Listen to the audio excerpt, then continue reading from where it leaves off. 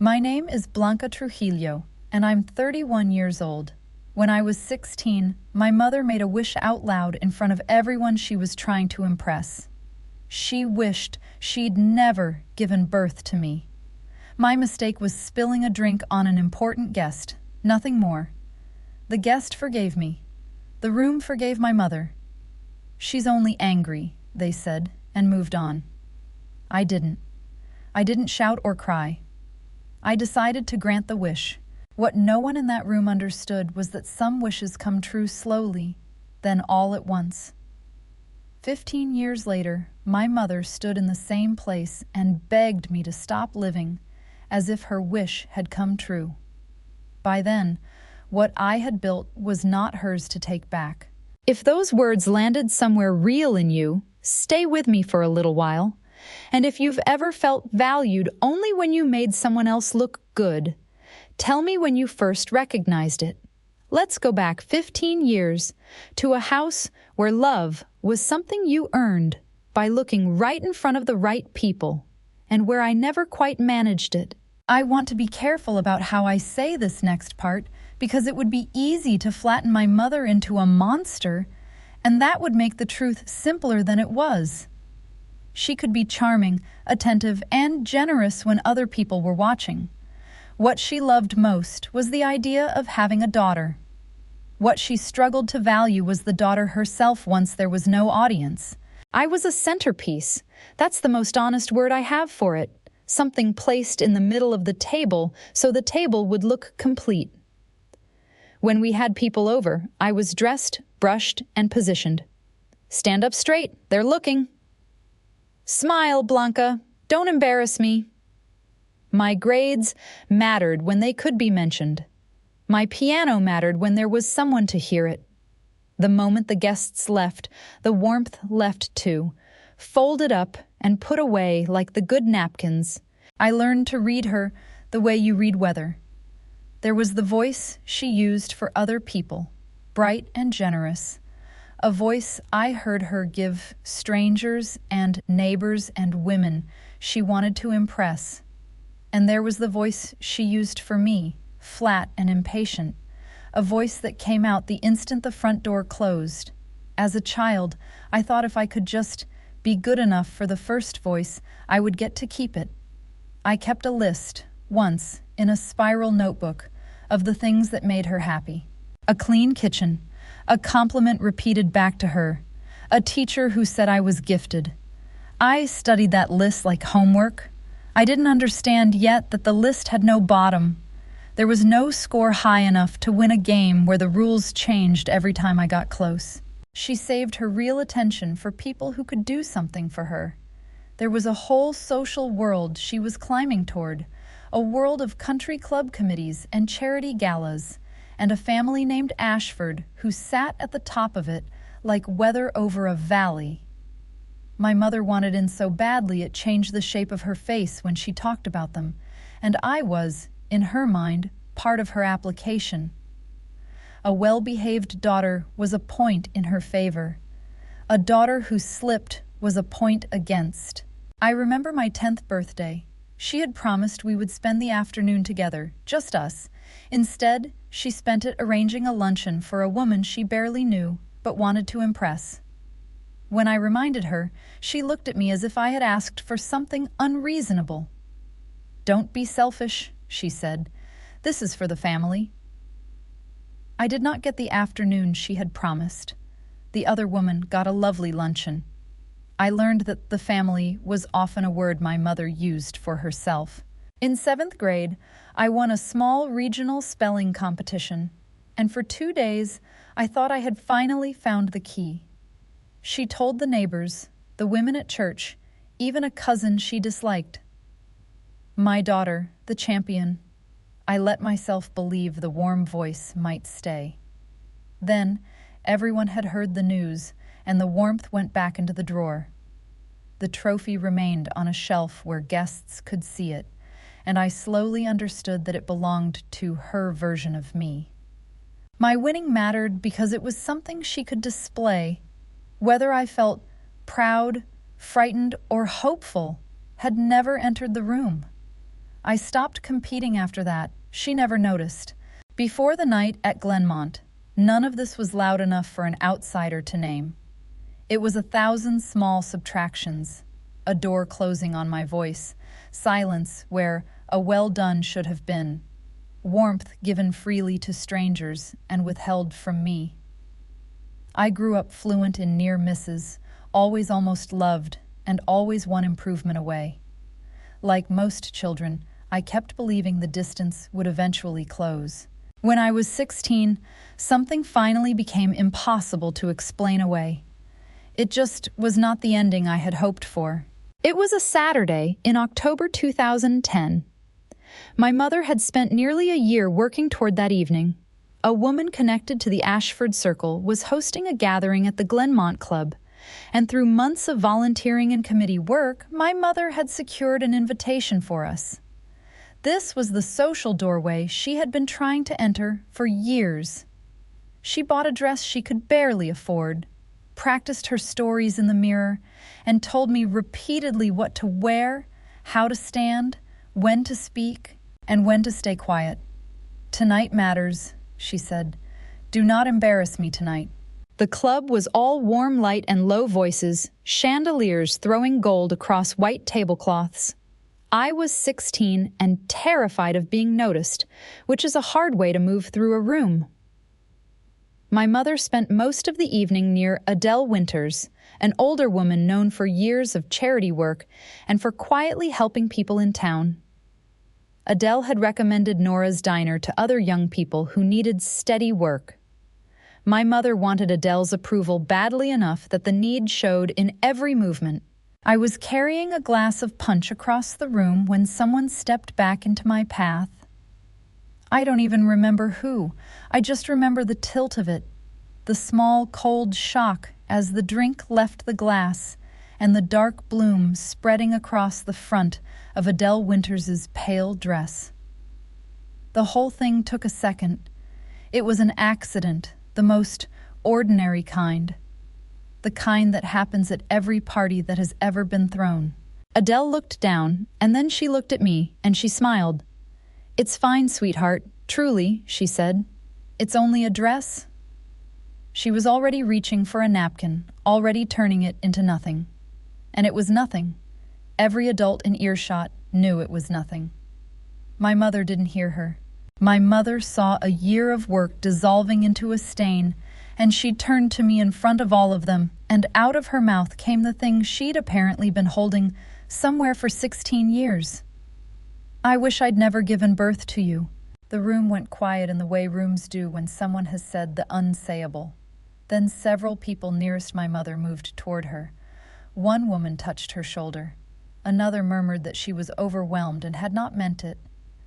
A few guests looked toward me and then away, uncertain whether intervening would make the scene worse. Adele did not join the excuses, but the people speaking were louder and faster. No one came to me. That's the part I carried longest. Not only the sentence, but the silence afterward pointing in the wrong direction. The adults closest to us decided whose feelings needed immediate protection, and it was not the 16-year-old who had just been told she should never have existed. Standing in the gold light with an empty glass in my hand, I understood something with a cold clarity. People who valued my mother's position would usually find a way to explain her when social comfort mattered more than truth. I could not wait for that room to make her answer for me. In that moment, I felt entirely on my own. Something in me went quiet that night, and something else, small and steady, began to form. If my mother wanted a life in which I did not complicate her image, I could eventually remove myself from that life. At 16, I did not yet have the money or legal freedom to leave. I only knew I would begin preparing, quietly, and would go when I was able. There was one more thing that happened that night, and it mattered more than I knew. As people gathered their coats, Adele Winters found me near the door. Her dress was still stained. She had made no fuss about changing it. She lowered her voice. "You spilled a drink," she said. "That's all you did. Do you understand me? That's all you did." Then she took out a business card and wrote Nora Whitcomb's name and the Bluebird's Route 9 address on the back. Adele explained that she had known Nora for years, often referred reliable young people to the diner for weekend work, and occasionally helped them find temporary rooms nearby. "If you ever need a job or a safe adult to speak to, tell her I sent you." She pressed the card into my palm and left. I did not yet understand how important that card would become. I put it in my coat pocket and kept it through every move that followed. If you've ever been told to let something go while no one asked what it cost you, share only what feels safe. Sometimes a room protects the person making the most noise and overlooks the one carrying the harm quietly. For the next 2 years, I disappeared slowly and prepared quietly. I did not announce anything. I became a little less present each month, a girl already half gone. I took a part-time job my mother knew little about, cashed each paycheck, and kept most of the money in a locked metal box, hidden at work, until I was old enough to open an account alone. Every week, I added a little more, the way you might tunnel out of somewhere one spoonful at a time. I stopped bringing home the grades, small victories, and news she liked to display for guests. If I gave her less material for the performance, there would be less of me tangled in it when I finally pulled free. She noticed that I had become harder to summon, but she never asked why. She never noticed the girl going quiet directly in front of her. I did my schoolwork, said little, and let her believe nothing fundamental had changed, because secrecy was the only power available to me. In the summer after graduation, once I was 18, I packed what I owned into one suitcase and left. There was no fight or goodbye scene. I did not slam the door. I walked out and did not return. No calls, visits, or birthdays. I gave my mother the nearest thing possible to the life she had wished for in that gold-lit room. I had $90, one suitcase, and the address Adele had written on her card. I used the address. The bell over the Bluebird's door rang for me at 9 on a Tuesday morning. Nora Whitcomb stood behind the counter, flour on her forearms, and a face that had stopped being easily impressed. I told her Adele Winters had sent me. Nora called Adele from the kitchen, confirmed who I was, and then looked at the suitcase beside my feet. She did not ask for details I was not ready to give. She asked, "You hungry?" No one had ever asked me that, as if hunger were a real problem that deserved an answer. Over a plate of eggs, Nora explained that the diner needed weekend help and that a widow who rented the small room above the garage behind the Bluebird would accept weekly rent once I started earning. Nora drove me there after closing and vouched for me. It was not free, permanent, or miraculous. It was simply enough shelter to let the next step become possible. That was the beginning of the smallest, best life I have ever built. I will not pretend it was easy or fast. During the rest of 2012, I worked as many shifts as Nora could give me, paid weekly rent, and learned how to live without returning home. In 2013, I enrolled in the community college's 2-year dental hygiene program. It led to a professional license, stable work, and a treatment chair that had nothing to do with anyone's opinion of me. I worked the Bluebird counter before classes and washed dishes after closing. I slept less than I should have, and my hands stayed dry and cracked from sinks, gloves, and cleaning solution. The exhaustion felt different from the tiredness I had known at home. It came from building something I had chosen. One section of the licensing process almost stopped me. I failed it on the first attempt, and the retake fee was more than I could spare after tuition and rent. For a week, I let myself believe I had been foolish to think a girl like me was allowed a profession. Nora found me doing the numbers on a napkin after closing. She did not erase the debt or turn it into charity. She offered a written, interest-free loan and said, You start paying me back after you pass and begin working, not before." I accepted, passed on the second attempt, and repaid her from my first months at the dental practice. Those years had a texture I can still feel in my hands. The specific ache of standing all day, then studying half the night. The way the diner smelled at closing, coffee and bleach and grease, a smell I came to love because it meant I'd made it through another day on my own. I learned the names of the regulars and which ones tipped and which ones just wanted someone to say good morning to them. I learned that Nora ran a tab in her head for people who were struggling and never once mentioned it out loud. I watched a woman I had no reason to trust be quietly, relentlessly decent to strangers, and it slowly rewired something in me about what an adult was allowed to be. My mother had taught me that warmth was a currency you spent on people who could raise your standing. Nora spent hers on a busboy with a bad home life and a trucker down on his luck and an 18-year-old with a suitcase, none of whom could do a thing for her. It was the first time I understood that kindness could just be a habit and not a transaction. I framed the stub from the first paycheck issued in my full name, Blanca Trujillo, no one's centerpiece. It was not a large amount, and it did not need to be. It was mine, earned through licensed work, and no one could turn it into proof of their own importance. About 2 years after I left, my phone lit up with my mother's name for the first time since the last practical messages about documents and belongings. I need you to understand what that message was and what it was not. It was not an apology, or "I miss you," or "Are you all right?" It said, "People are asking about you. It's embarrassing. You need to come to your cousin's engagement so it doesn't look strange." I read it twice and set the phone face down.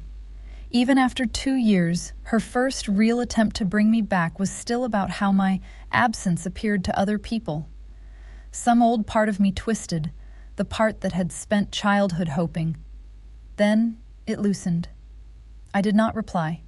I went back to work. Over the following years, she contacted me occasionally in the same language: appearances, obligations, and what people were saying. By 2020, those messages had become more frequent, but never more personal. Life assembled itself out of small, chosen things. After qualifying, I was hired at a quiet family dental practice, where showing up early and remembering patients' children mattered more than impressing anyone. My income became steady, not dramatic, just enough for rent, savings, and sleep. I made friends who were friends rather than audience members. Some came from the Bluebird, others from school. I adopted a scruffy, anxious dog nobody else wanted, named him Biscuit, and let him sleep on my bed because it was mine. In my first apartment, I hosted dinners around mismatched chairs collected from thrift stores and curbs. The first time, I cooked far too much because some old part of me expected blame if anything ran out. Instead, people stayed late, helped with the dishes, and laughed without anyone performing. I stood in the kitchen afterward and realized I was humming. Another night, Nora made me laugh until my eyes watered, and halfway through I noticed I had not checked the room to see whether my laughter was acceptable. I had simply laughed. A room full of people was no longer a test I could fail. In 2021, after several years of steady employment, clean credit, and automatic transfers into savings, I bought a small house. It was slightly crooked, and the previous owners had let the garden go. The price was about $210,000, modest for the area, and the down payment came from the money I had saved in small amounts over years. The lender approved a fixed payment I could manage on my income without taking on other debt. I painted the front door a color I loved, and no one else received a vote. I planted things in the dead garden, and some of them lived. This was never a story about getting rich. I never became rich. I became secure. I had a door that was mine and a key that fit only my life. That was the whole fortune. Over the next 4 years, the house became evidence of ordinary continuity rather than sudden success. I repaired what I could afford, one room at a time. Nora helped me paint the kitchen, but refused to choose the color. Friends brought second-hand shelves, cuttings for the garden, and chairs that did not match. Biscuit learned which window caught the afternoon sun. I kept working at the same practice, paying the mortgage, contributing to retirement, and leaving enough in savings that an unexpected bill no longer felt like a threat to my entire life. None of it would have impressed the people my mother spent years trying to impress. That was part of why it mattered. The life was not being assembled for an audience. It was being built to remain standing on an ordinary Tuesday when no one was looking. Ramona continued to send occasional messages during those years. Some mentioned holidays or relatives, but nearly everyone returned to appearances. People were asking. Family photographs looked strange. Someone had noticed I was missing.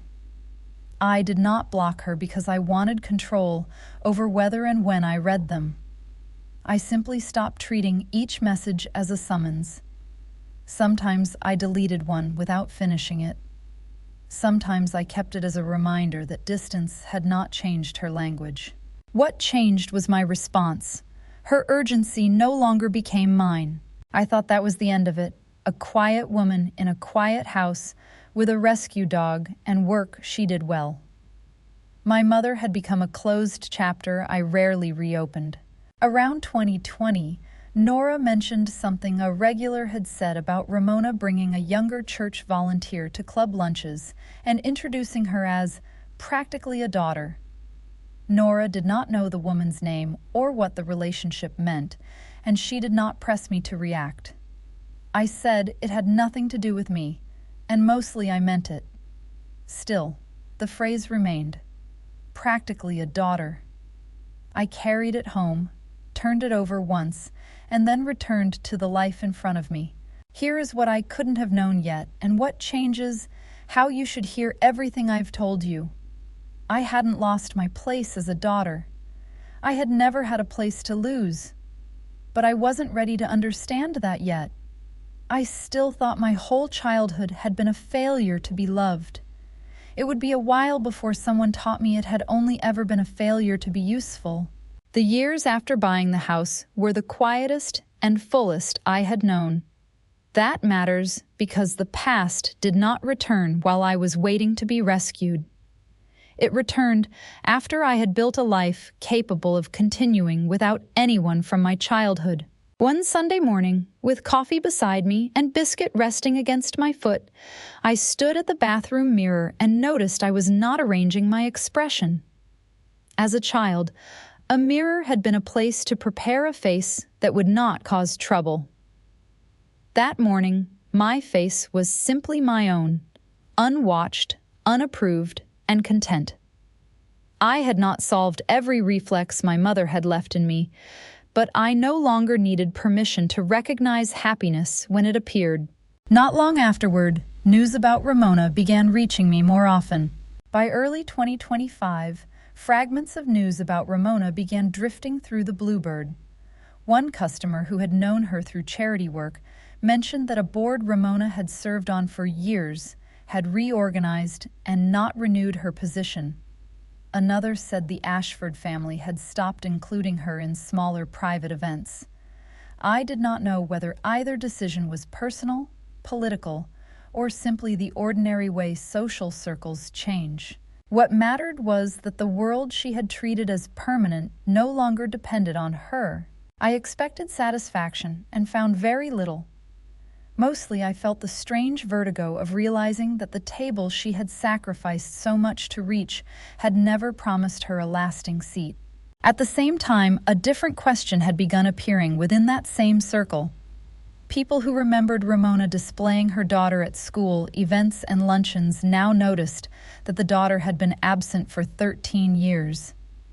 They asked where I lived, whether we spoke, and why Ramona never mentioned me except to say I was busy.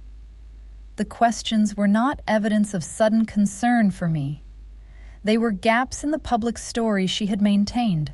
She had built her identity around what other people saw, and now the absence she had helped create had become something those same people could see.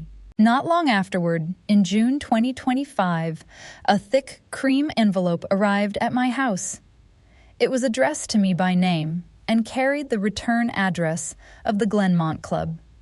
Before I opened it, I already knew it belonged to the social world my mother had spent years trying to enter.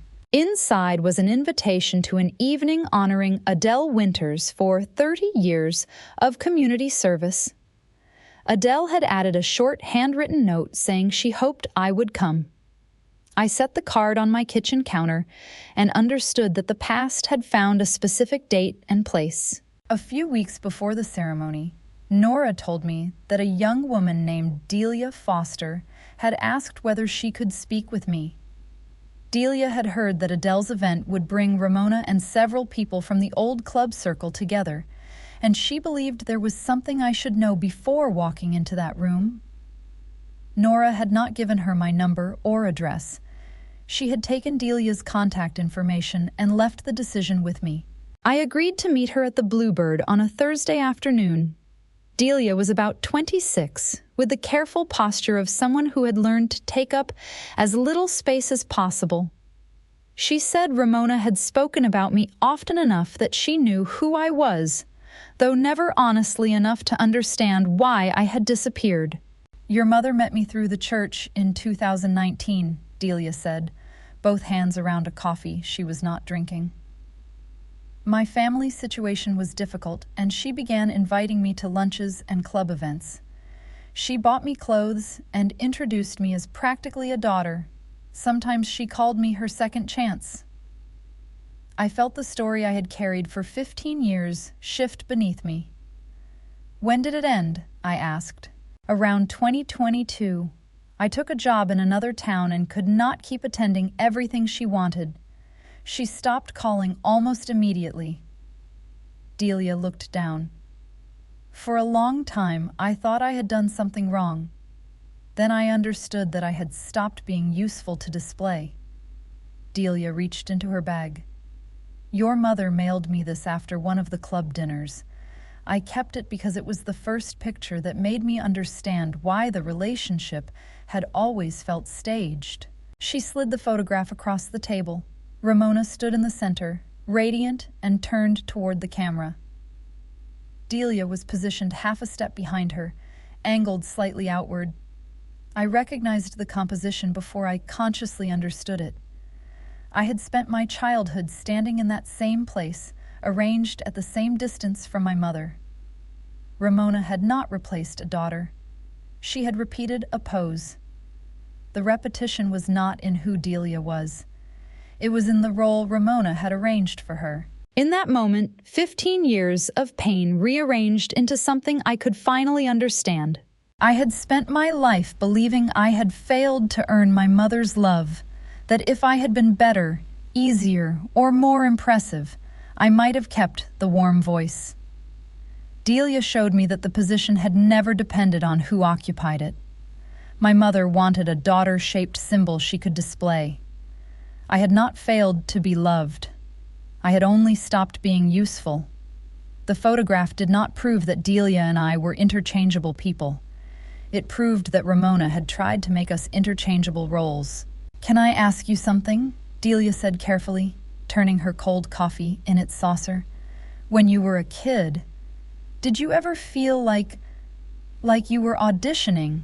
Like there was a real daughter she wanted, and your whole job was to keep pretending to be her, and you were always one wrong move from getting found out?" I hadn't heard my own childhood described by another person before. I hadn't known it could be. "Every day," I said. "I felt like that every single day." "That's what I couldn't figure out," Delia said. "Why it felt like a job.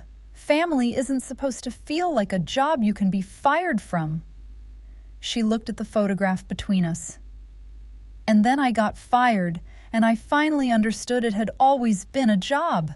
I just hadn't wanted to know. I expected that to break me. Instead, sitting in that booth across from a stranger who'd lived a smaller version of my whole life. I felt something loosen in my chest and let go. Because if it was never about me, then there was nothing wrong with me. There had never been anything wrong with me. The thing I'd spent my childhood trying to fix had never existed. That's a terrible thing to learn, and a freeing one at the exact same time. And I sat there, holding both. Delia and I talked for 2 hours. 2 of my mother's discarded medals, sitting in the same booth, finally understanding the game they'd both lost by playing. When she left, we'd exchanged numbers. I hadn't gone looking for any of this. It had come to me, all of it, across a diner table on a Thursday. I want that on the record because I never once schemed for what happened next. I only ever decided things. The conversation with Delia did not change my decision about Ramona. I would not answer her messages, expose her, or recruit anyone to take my side. I would continue the life I had built and refuse to return any part of it for the sake of her image. Before Delia left, I mentioned Adele's invitation. Delia had received one too because she had volunteered on one of Adele's community projects. The Glenmont Club was hosting the ceremony because Adele had organized charitable programs there for nearly 3 decades. The venue therefore made practical sense to everyone except the part of me that still remembered being 16. I took the invitation from my bag and read the address again. The Glenmont Club. 15 years later, I had been invited back into the same room, not as Ramona's daughter on display, but as Adele's guest. The room where I was 16 and a wish was made over me, while a whole crowd turned its back. I was being invited back into it, this time as someone who belonged there. And I understood, standing in my own kitchen with the card in my hand, that my mother would be there too. Of course she would. It was exactly the kind of event she could not afford to miss, exactly the crowd she was desperate to be seen among, exactly the room where the question, "Where's your daughter?" would be loudest. She would go to save face, and I would be there, in the same room, in front of the same people. I set the invitation on the counter, and I looked at it for a long time. I was going to go. Not for her, for Adele, who had earned every minute of that evening, and who had once told a stained, silent 16-year-old that all she'd done was spill a drink. I was going to walk back into the room that had taught me I was alone, and this time I was not going to be alone at all. Adele's organizers circulated a preliminary guest list to the Glenmont committees in early July. Ramona still knew several people involved and saw my name. Her messages began arriving that evening. Across a dozen messages over 3 days, there was no apology or acknowledgement of what she had done. There was only offended confusion that I had remained away. "I don't understand how you can be so cold to your own mother, after everything I did for you." And then the line that showed how little she understood. "You threw away your entire family over one sentence." Other messages returned to the same concern. "Do you have any idea what people are saying about me?" A good daughter would be helping her mother, not hiding. Late one night, she wrote, "Everyone at the club keeps asking where you are. You're making me look like a terrible person." Not, "I may have treated you terribly, only, you are making me look that way." Even her fear still centered on the audience. One sentence. I read that word, sentence, and I almost laughed, not because it was funny, but because it was so complete a confession. She genuinely believed that was what had happened, that there had been one bad moment, one slip, one sentence, and that a reasonable daughter would have let it go. She had no memory of the 1,000 small subtractions. She had no memory of the birthday, the closed doors, the warm voice she'd spent everywhere but on me. To her, it really was one sentence. Because to her, all the rest of it, the whole architecture of a childhood spent being useful, had simply been normal. It had been the water she swam in. The sentence was just the one time the water splashed where people could see. I didn't argue with her. I want you to notice that, because it was the hardest and most important thing I did. I didn't write back paragraphs. I didn't lay out the evidence of my own childhood like a case. Arguing would have told her the door was still open, that if she found the right words, she could still get in. So I said nothing. I let the silence sit. Nora asked me once if I was going to respond, and I told her no.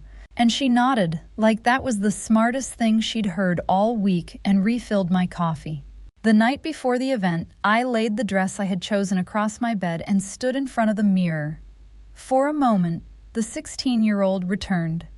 My mother's instructions about how to stand, when to speak, and how to arrange my face into an acceptable daughter. This time, I was a grown woman in her own house, and my hands were steady. 16-year-old me had dressed to be judged. I was dressing to attend an evening that mattered to Adele. The two nights were 15 years apart, and every mile between them belonged to me. I turned off the light. Tomorrow would bring the same room and some familiar faces, but not the same girl. The Glenmont Club had changed very little. The chandeliers still cast gold across white tablecloths, and careful voices moved beneath the soft clink of glasses. I walked in and was surprised to find that the room itself held no power anymore. It was simply a well-kept room. Some guests were familiar from 15 years earlier. Many were not. They had come for Adele, not to reenact my childhood. When she saw me, Adele crossed the floor, took both my hands, and said, "I'm so glad you came." She introduced me as someone she had known since I was 16 and a longtime member of the Bluebird community. A server handed me a glass of wine. I held it and remembered another glass in October 2010, then noticed that my hand was steady.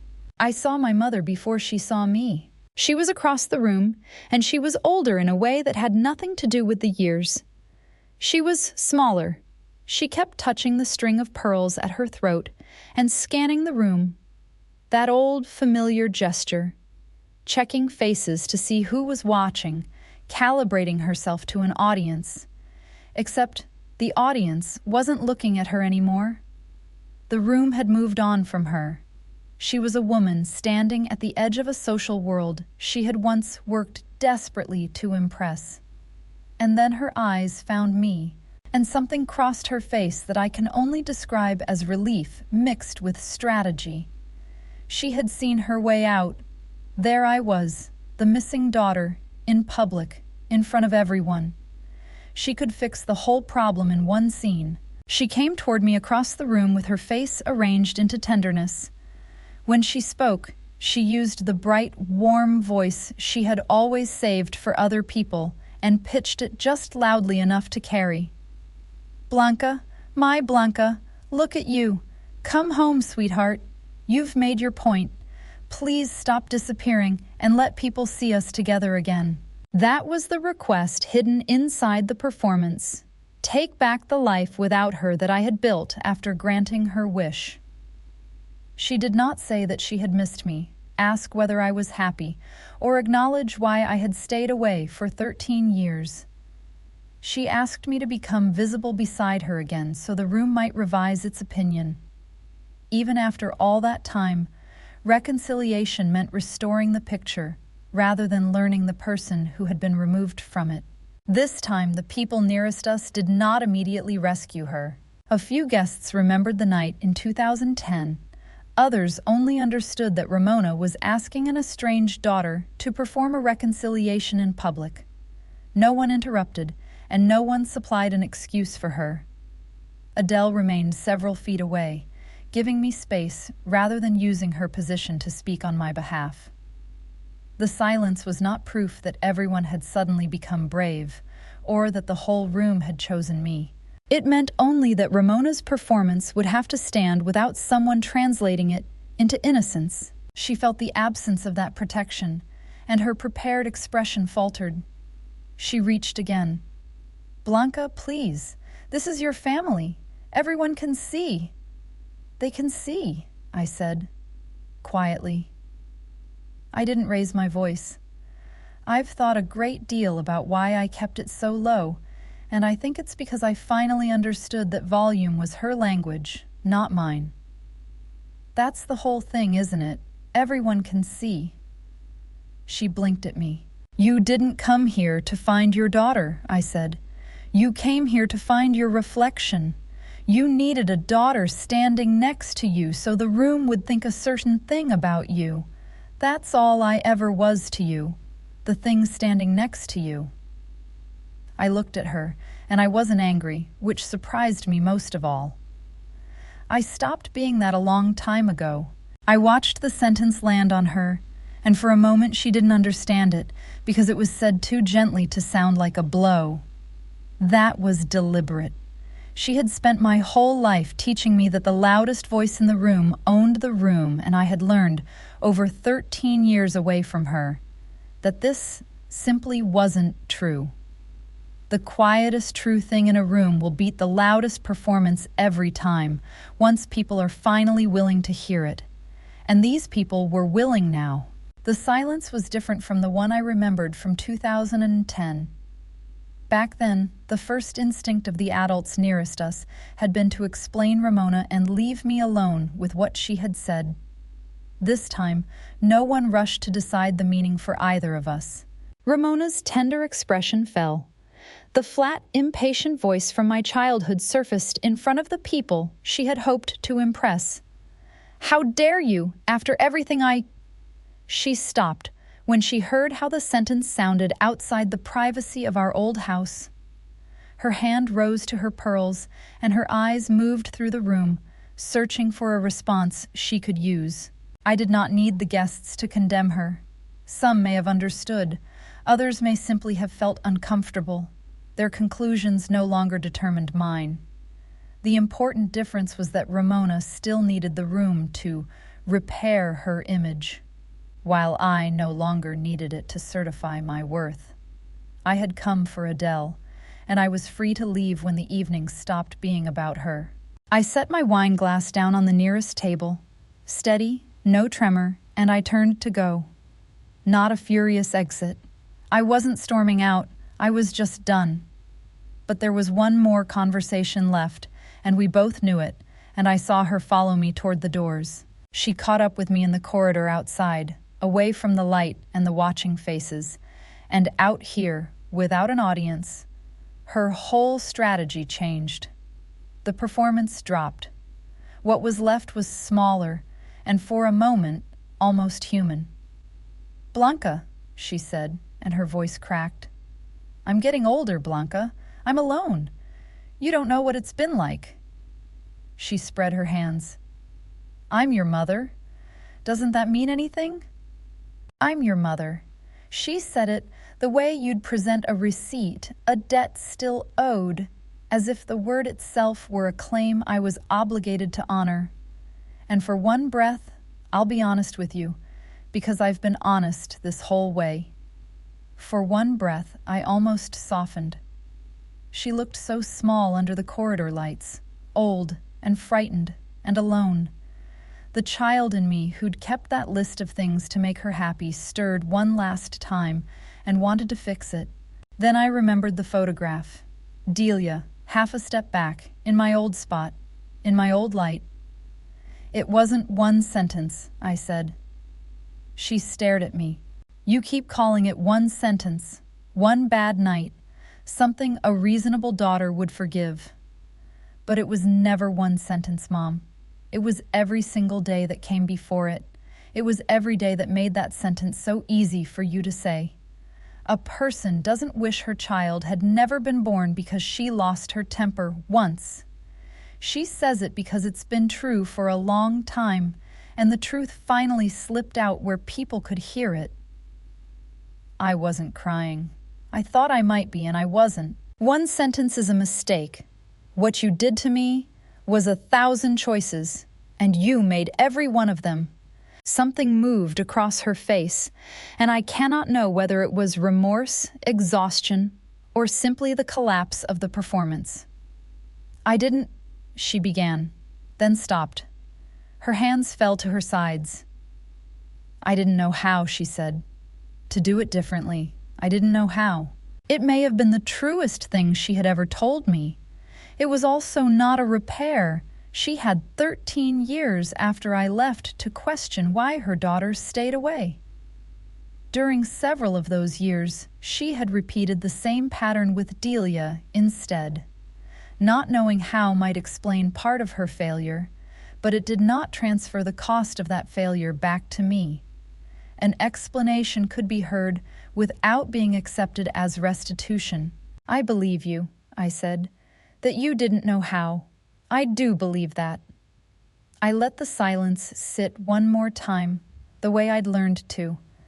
"But I'm not going to spend the rest of my life paying for something you never learned."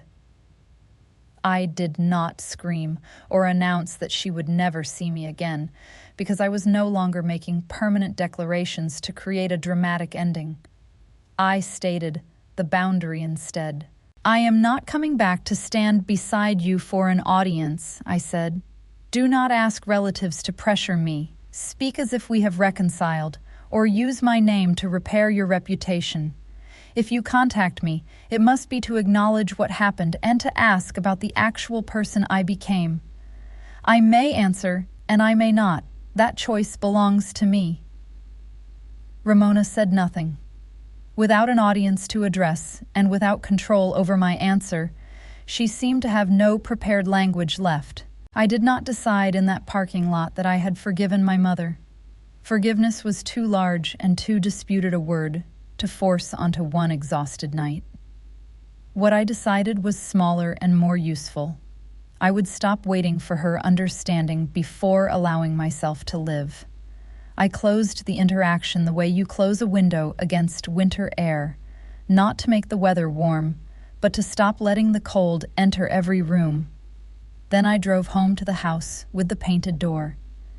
Biscuit met me there, and I slept without checking my phone. The next few weeks were ordinary, which was exactly what I needed. I returned to the dental practice, remembered my patients' children, paid the mortgage, watered the garden, and repaired a loose cabinet hinge I had ignored for months. Nothing about my life required a public victory lap. The boundary held because I continued living behind it. Ramona sent several messages. The first defended herself.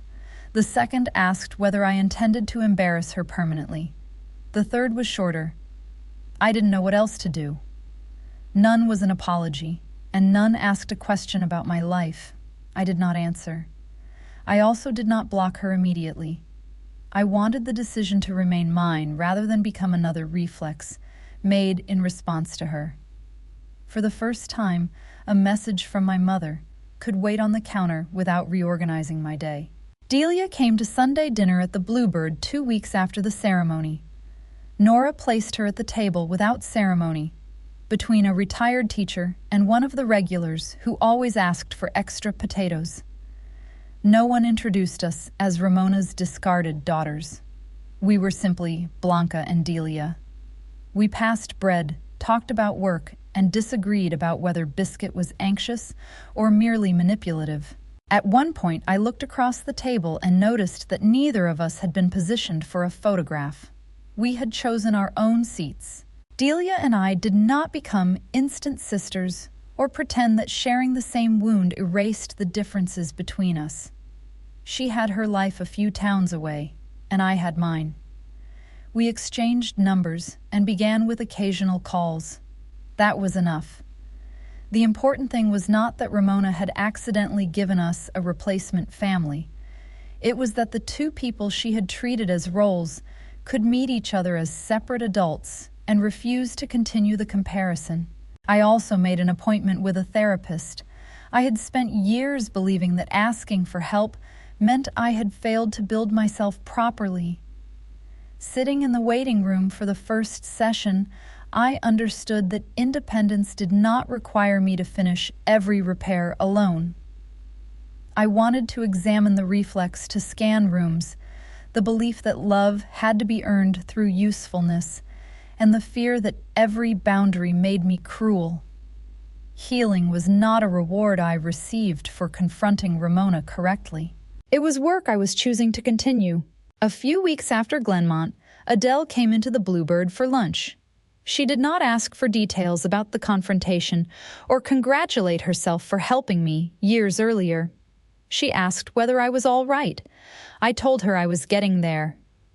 Before she left, she looked at the glass beside my plate and smiled. "Still only a drink," she said. This time, I smiled too. My mother had once wished for a life in which I did not exist beside her. I gave her the nearest thing I could by leaving at 18 and remaining gone for 13 years. What she eventually discovered was that absence was not a performance I could end when her audience changed. It had become a real life, one plain paycheck, one professional license, one painted door, one anxious dog, and one chosen dinner at a time. I do not know whether Ramona will ever learn to want the person instead of the daughter-shaped reflection. I do not know whether I will someday answer her. Those questions are no longer emergencies.